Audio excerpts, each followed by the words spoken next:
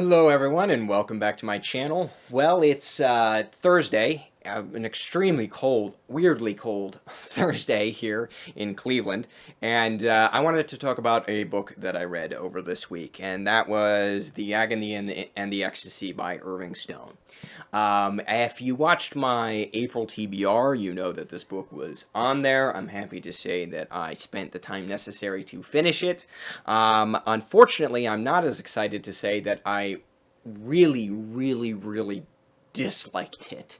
And I'm disappointed to say that for two reasons. One, I had a bunch of well-wishers in the comments of that video saying how much they enjoyed The Agony and the Ecstasy. This novel came out in 1961. It's not been forgotten, I don't think, at least not completely. There were plenty of people in my comments who remembered it and remembered it fondly.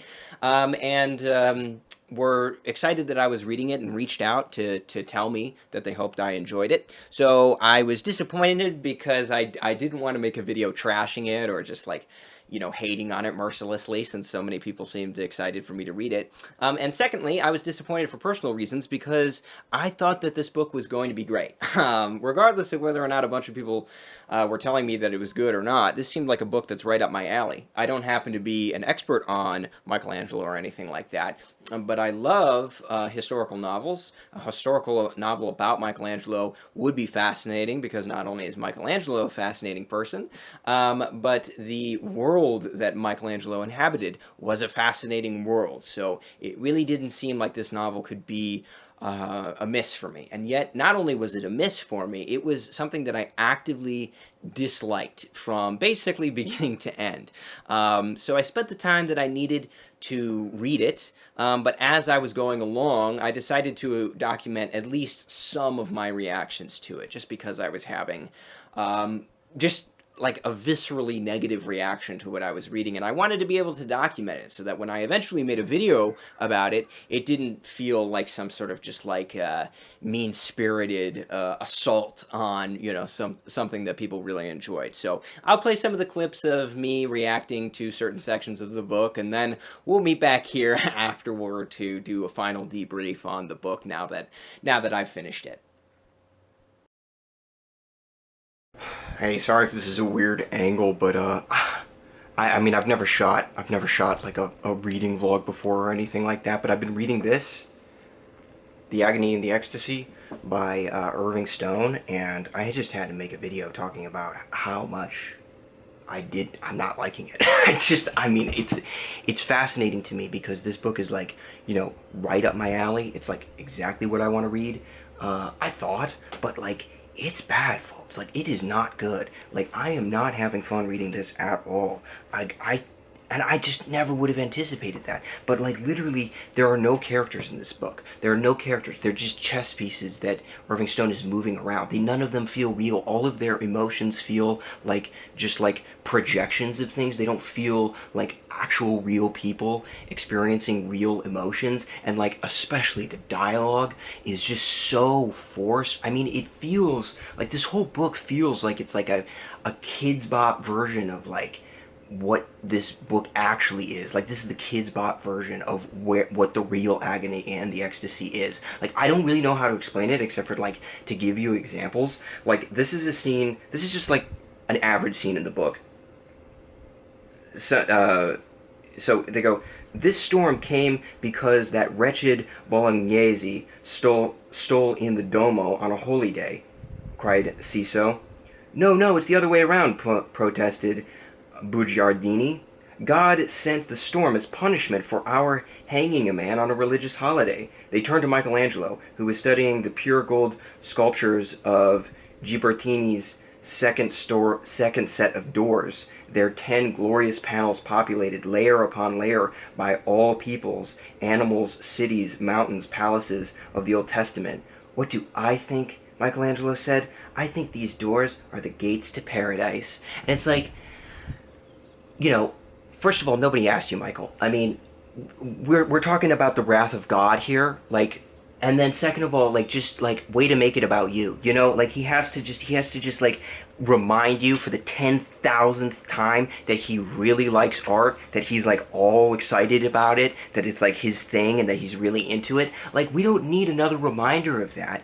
And like, you've got an interesting scene here of like some guy getting hung in a public way because he was like pickpocketing people. Like, why do we need to make this about another scene in which Michelangelo is like looking at a piece of art and being like, gosh, isn't that cool? That's so pretty. And if you think that Michelangelo likes art, you have no fucking idea. Like, listen to this. He goes, his hands caressed the stone, searched out its more intimate contours. During the entire year, he had never once touched a block of white stationary marble. Why, he asked himself, trembling, do I feel this way? For him, the milky white marble was a living, breathing substance that felt, sensed, judged. He could not permit himself to be found wanting. It was not fear, but reverence. In the back of his mind, a voice said, "This is love." Okay, so he likes marble so much that he's asking himself with trembling hands, why do I feel this way? Like, has anybody actually ever done that? I'm sure Michelangelo never did that. I'm sure he was never so fucking excited about marble that he was like trembling so hard that he's like, why do I feel this way? Like, nobody does that. It's so weird. I like things, you like things. Do we like things that hard? Like, maybe I'm just doing it wrong, but that seems crazy to me. And then, you're not ready for this. This is insane. He goes, he removed the outer shell. Now he dug into the mass, entered in the biblical sense. In this act of creation, there was needed the thrust, the penetration, the beating and pulsating upward into a mighty climax, the total possession. It was not merely an act of love, it was the act of love, the mating of his own inner patterns to the inherent forms of the marble, the insemination in which he planted seed, created the living work of art. Oh my god. That's just gross. That's just literally fucking gross. It's literally just not something I want to read. I don't want to think about that. And I don't think it's even accurate. I don't even think that that's how Michelangelo would view it. Maybe that's a little bit closer to the other one, because the other one is just ludicrous. But, like, it's just like, I feel like Irving Stone is just holding your hand throughout this entire time and saying to you, like, don't worry. I want to make it clear that Michelangelo he really likes carving, and he really likes marble. Are you aware of that? Have you gotten that at this point? And it's like, yes, I have. And then there's a moment like this where he goes, Michelangelo noticed another package on the table. Perplexed, he opened it, pulled out a linen tablecloth. He remembered Contessina saying, how about a linen tablecloth? Contessina had put this gift in the saddlebag as her contribution. And it's like, bro, you're quoting Contessina, what she said literally 2 pages ago, and then you're telling me that she was the one that put it in the basket. Like, I know, I could put that together. I could put that, first of all, I'm reading your book. I remember that 2 pages ago, she said, what about a linen tablecloth? And then when Michelangelo pulls a linen tablecloth out of his fucking saddlebag, who am I going to assume put that there? Who else could have done that? She literally was the only character who could have done that or would have done that. Why do you have to tell me that? I need to calm down. I need to keep reading, but like, wow. This is not what I expected at all, and unfortunately, it's not what I expected at all in a very, very bad and disappointing way. Okay, quick little update. I am now about a third through the book. We've got ourselves on page 234, and this section that I just read is much better than that first section. I'm happy to report. I do not hate it as much as I hated it during that first 150 pages or so.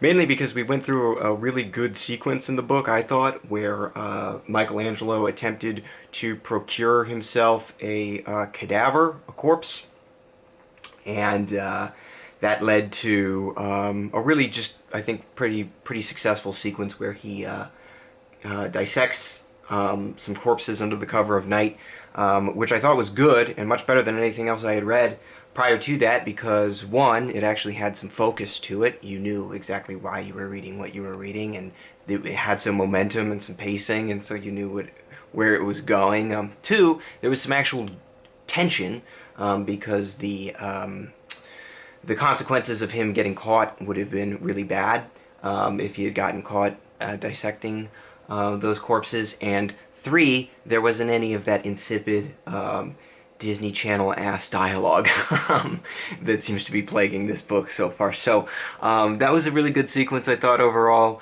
I'm still very much on the fence about the book as a whole, but I'm happy to report that it isn't as bad as that first section was. Okay, it's Tuesday, and I am basically almost done with The Agony and the Ecstasy. I've got about 100 pages left in it.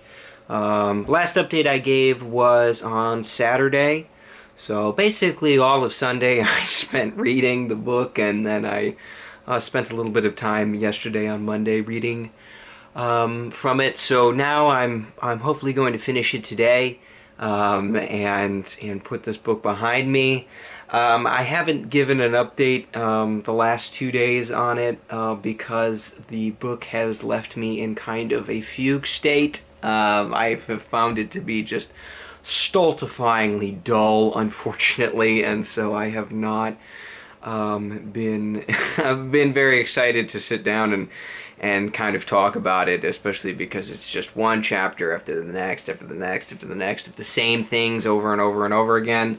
My main criticism with the book is that every single character in the book, including and even especially Michelangelo, is the same on every single page. They are just all confined to one single emotion. And so because of that, there's no variation between the scenes. Nobody ever surprises you. Nothing out of the ordinary happens because everybody just sort of like runs through the same 4 dialogue prompts that they have. You know, Michelangelo in every scene is going to be upset because he doesn't get to carve the marble that he wants to carve.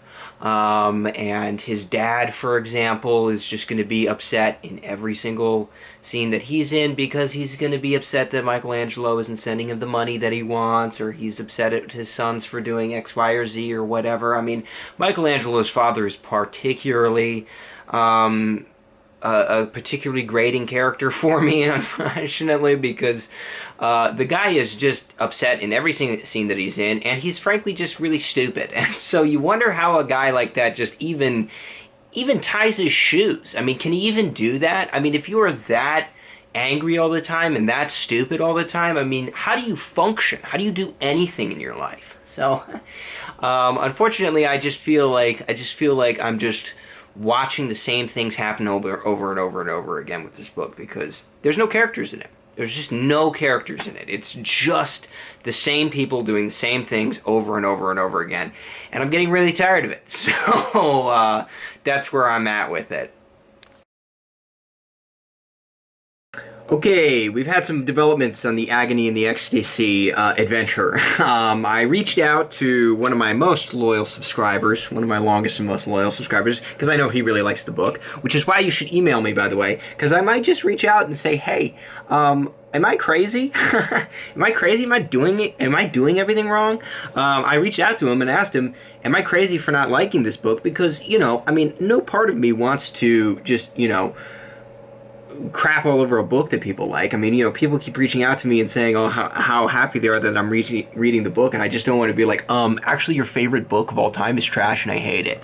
You know what I mean? Like, I would rather give it a fair shake. So I asked him because I knew he liked the book, and, you know, he said, he got back to me and said that The Agony and the Ecstasy feels less like a novel with fully fleshed out supporting characters than a fictionalization of a history book. Now, he was saying that was something that he liked, but I actually totally agree, and that's actually why I think I don't like it, because I don't think that it has nearly the inventiveness of a novel. I don't think that, again, the characters are nearly creative enough to actually be or feel like actual people.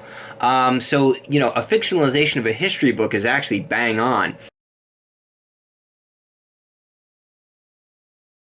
Sorry about that. The last thing I wanted to mention was John over at he has got a channel, John David, over on BookTube. He's my BookTube spirit animal. We are both fans of Princeton University Press, which is actually relevant because he recommended this book on his channel, put out by Princeton University Press. This is Michelangelo, God's Architect, by William E. Wallace, and he recommended this as one of the books that he read last year and said was fantastic. So I wanted to read something in addition to The Agony and the Ecstasy, something to kind of rehabilitate my image of Michelangelo, and maybe something to just kind of compare and contrast with The Agony and the Ecstasy. Of course, this is nonfiction, and The Agony and the Ecstasy is fiction, but I just wanted to read something else about Michelangelo since I've spent so much time reading this novel, and I really kind of just want to use this as some mouthwash to rinse the flavor out of my mouth.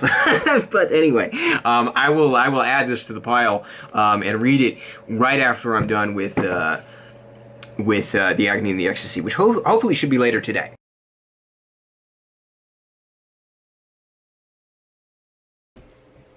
Okay, it's Wednesday, and I'm about halfway through Michelangelo, God's Architect. I have to say thank you, John, so much for recommending this book on your channel. I mean, it's incredible. This is as good as you said it was, and it is already, in my opinion, just lapping, doing somersaults over The Agony and the Ecstasy. It's a very sort of impressionistic biography. It is not the most scholarly thing in the world, but I think William Wallace uses that to the best means that he could use them toward, which is that, you know, it's got some of that poetic license in it that I was wishing The Agony and the Ecstasy had, and it's just got a lot more detail about Michelangelo, and he comes through so much more passionately and so much better. For example, did you know that Michelangelo loved horses? I didn't know that. I just read an 800-page book about him, and I didn't know that. But here we go. William Wallace writes, affliction began when Michelangelo's horse fell ill in late 1545. The horse, which he loved, was a visible sign of prestige, since only the wealthiest persons could afford to own one. Over the course of 6 months, the artist purchased an amazing array of medicines for the poor animal, including sugar tablets, cinnamon and cassia pills, licorice and lupine syrups, chicken broth, and much more. The horse recovered, but much worse soon followed. And that sort of ominous last line there is in reference to some deaths of very close friends of Michelangelo's that are soon to befall him. And this is all part of Chapter 2 of the book, which is, I think, just a triumph of a chapter called Friends at 70 Matter More, which is just a heartfelt and just very sincere expression of Michelangelo's loneliness at 70 years old, as all of his dear friends and close acquaintances are dropping off and dying before him. But even that little anecdote about him loving his horse and spending 6 months curing his horse and bringing his horse back to health would have been, you know, one of the only other personality traits that you could have given Michelangelo in The Agony and the Ecstasy. Literally just, I was looking for one other thing in that book to define Michelangelo by, besides the fact that he was a great artist and he really liked to carve marble. I was looking for one other thing, and I never got it. I never got it. In 800 pages, I never got it. And just knowing that there was so much more to Michelangelo, like just a simple anecdote of him loving his horse and wanting to cure his horse, would have gone so far, would have stuck out to me so much in reading the book, because it would have been one of the only moments where we would have seen Michelangelo, you know, actually being a human and actually doing things that humans do. And it would have been one of the only other characteristics to define him by. But, you know, I guess Irving Stone really just thought that there was one thing about Michelangelo that mattered, which is the fact that he liked carving marble. I don't know. But anyway, I'm going to keep reading this. Thank you again, John, for recommending it. It's been fantastic, and I'm really enjoying reading it. Okay, yeah, so that was my reaction, or at least some of my reaction. You saw there that I also picked up this as well. This is God's Architect, or Michelangelo, God's Architect, by William E. Wallace. Thank you, John, for recommending it. He might shoot his videos on a potato, but they're well worth watching. And he knows his books really, really well. So I will link his channel in the description, because this was a great recommendation, and it's part of many great recommendations you can find on his channel.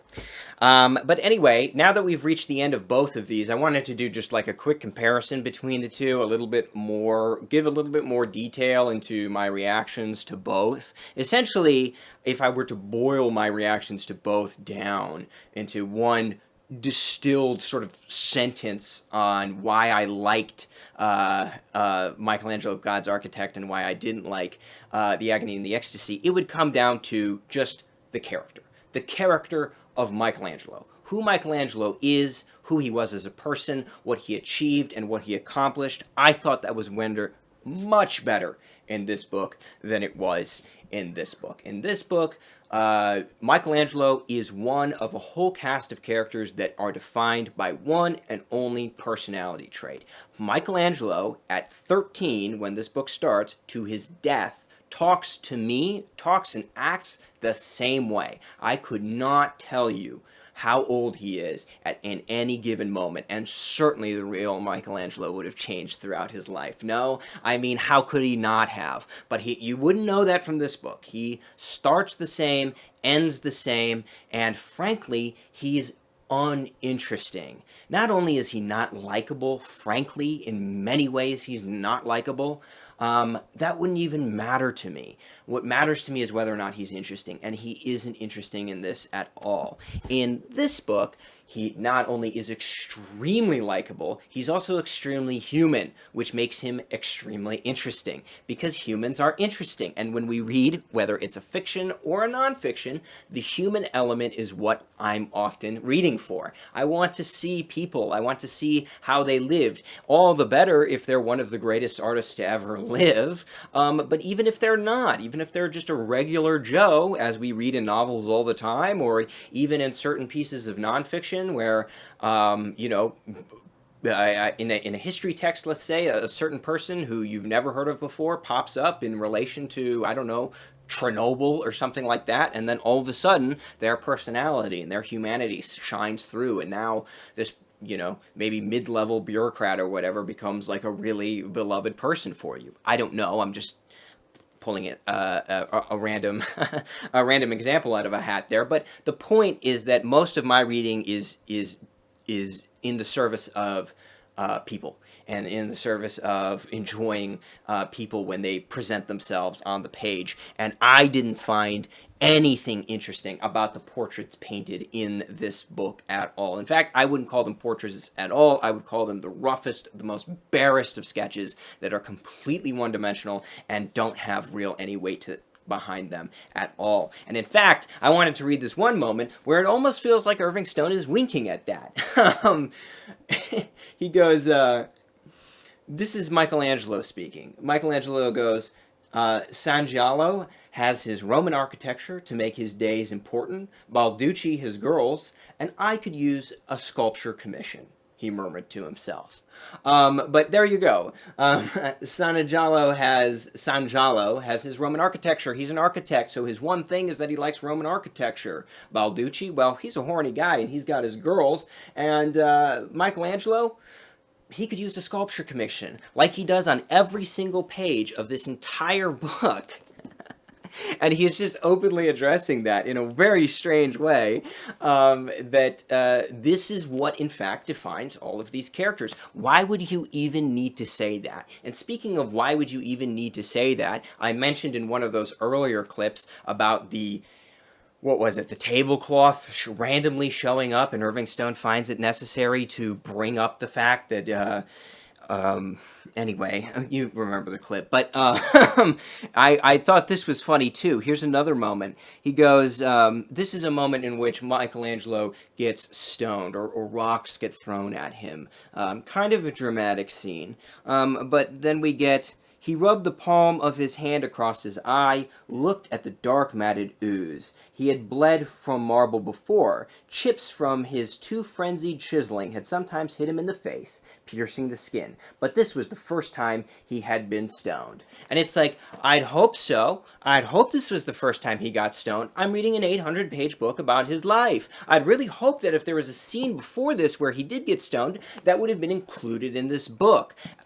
It's just, again, an example of something that I don't understand why things like that are in here, because it's supposed to, it doesn't leave room for you as a reader to at all interface or engage with the text. And I think that that's part of the tone or the way in which this is written, where it doesn't seem like Irving Stone is facing you, the reader, at all. I don't know if that makes any sense.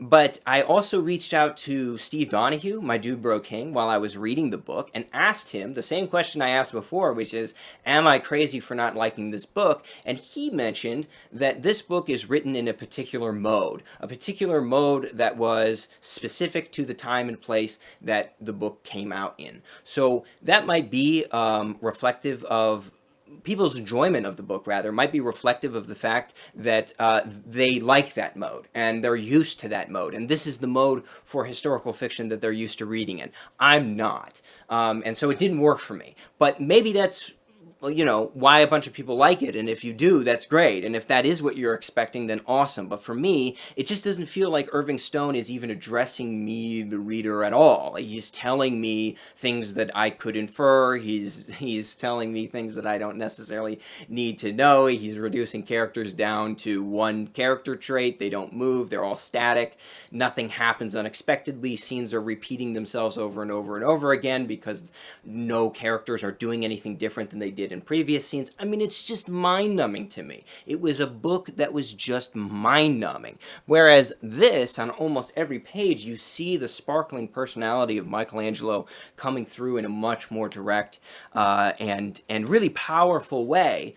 I gave the example before of Michelangelo and his horse, his horse getting sick. He spent 6 months rehabilitating it and curing it. And I mentioned that could have been, I don't know, just one other personality trait that you could have given Michelangelo. But another one is Michelangelo's ability as a, not just an architect and an artist, but as a manager, as somebody who can almost a shrewd businessman. That is something that never came through on The Agony and the Ecstasy for me at all. And yet Wallace writes that during the construction of St. Peter's Basilica, or New St. Peter's, he writes, a bell was purchased to sound the hours so workers knew when it was time for the midday meal and when it was time to quit. Michelangelo fixed the work week at 6 days and regularized working hours. Generally, laborers toiled from sun up to whenever the light failed, around vespers in the winter, but as late as Compline during summer months. Stone carvers brought their own tools, but Michelangelo installed a smithy on site to hone chisels and repair equipment. With so many stonecutters at work, a constant supply of anthracite was required to keep chisels sharp. At strategic locations on the sprawling worksite, Michelangelo built simple roofed sheds for the most important carvers to keep the workers out of the elements and their equipment dry and safe from theft. So this is something that, at least for me, I never would have anticipated Michelangelo to be capable of, based on the portrait of him that came through in The Agony and the Ecstasy. He's way too temperamental, way too way too egotistical to ever come up with something. I don't know. In this, it obviously demonstrates an aspect of Michelangelo's personality, which I think is really impressive on top of everything else. He's also a great worksite manager. Another characteristic of him that has really nothing to do with his marble carving abilities, but has everything to do with who he was as a person. And to close out just with another great moment. When I mentioned in The Agony and the Ecstasy, when I was reading The Agony and the Ecstasy, that I liked that sequence where Michelangelo was dissecting cadavers. That was and still remains my favorite sequence in the book. By the way, I thought that was the most successful in the entire book. There's an example here in Wallace's book where he gives more direction and more weight to anything that Michelangelo did than in the entirety of The Agony and the Ecstasy, in my opinion. He writes, Pope Paul's charge to rebuild St. Peter's gave new purpose and focus to Michelangelo's life, becoming his greatest lifelong responsibility and inducing him to put aside his private concerns and sorrows. St. Peter's offered a final mission and the best reason for the artist not to yield to old age, despair, or death. Michelangelo had already accomplished much and had every right to wonder whether this was the best way to devote his few remaining years. He was old and recently had lost many of his dearest friends. He never before had faced such a daunting challenge, yet his salvation, he eventually came to realize, depended on resurrecting St. Peter's. In the remaining years of Michelangelo's life, St. Peter's was the artist's principal and ever-present concern. The church is the central narrative of his later life. And I just thought that was remarkable. I mean, what a clarity of vision that you get in that. You focus in on the project that Michelangelo is engaged in, why it matters to him, where he is in his life. Everything is lined up perfectly in a passage like that. And I don't remember anything in this book that approached that, not even close. I mean, remember, Michelangelo at this point is in his 70s. He's about to work until his 80s. It's insane how productive he was. It's insane that he never experienced a decline in his powers basically up until his death. And in fact, according to Wallace, in some sense, he got even better right up until his death and took on grander and grander and more impressive projects until his death. But the Pietà, the big one, the big Pietà, the one that everybody knows, he carved that when he was 23. I mean, I'm sure you already know that, but how impressive is it that he was able to have such a long and successful career that it starts basically, I mean, before that he had his, what was it? He had one other sculpture before that. I can't remember the name of it. Was it the, I can't remember. I can't remember which one. But there was the Pietà, and then all the way until the end, he had. Then he was working on St. Peter's. I mean, I don't know what you were doing when you were 23, but I certainly wasn't carving a Pietà. What was I doing? I was trying to figure out how to blow smoke rings with my vape, which I ended up never being able to do, by the way. And I don't vape anymore, by the way.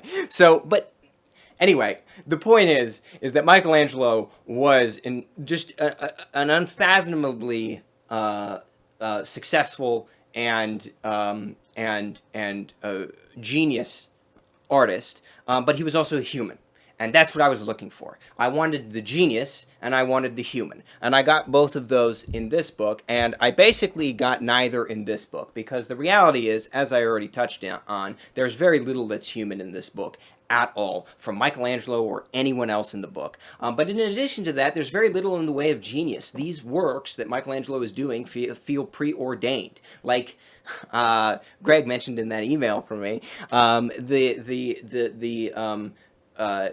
all of this feels like it's part of a history textbook that's already been written. He's already going to carve the Pietà. There's no sort of wonder or awe, at least that I got, in staring at the Pietà and being like, I cannot believe that somebody who's 23 years old did that. I can't believe that an 80-year-old man is still working and producing such incredible architectural feats as, St. Peter's. So all that leads me to just say, I felt like, I mentioned in those previous updates that I gave, I felt like I used the word kids bop, and I used the word Disney Channel dialogue, and maybe that was a bit harsh, but I think what I'm getting at there is the one-dimensionality of those things. And frankly, I would probably say that if the real word to use would be fanfic. The Agony and the Ecstasy felt like a Michelangelo fanfic. It felt like that to me. It just didn't feel human, and it didn't feel real. And this book definitely did. So that's how I'm going to finish this video. If you liked the Agony and the Ecstasy, I totally understand. You know that you might have gotten something really great out of it. I hope that you don't hate me for expressing my opinions on it. And that's where I'm going to leave this video. I do very much recommend this book. As just a delightful reading experience. I can't recommend this one, but if it sounds interesting to you and you've had experiences with books like this, it might be up your alley, because it certainly is for a lot of people as well. And that's where I'll leave it. Thank you, BookTube.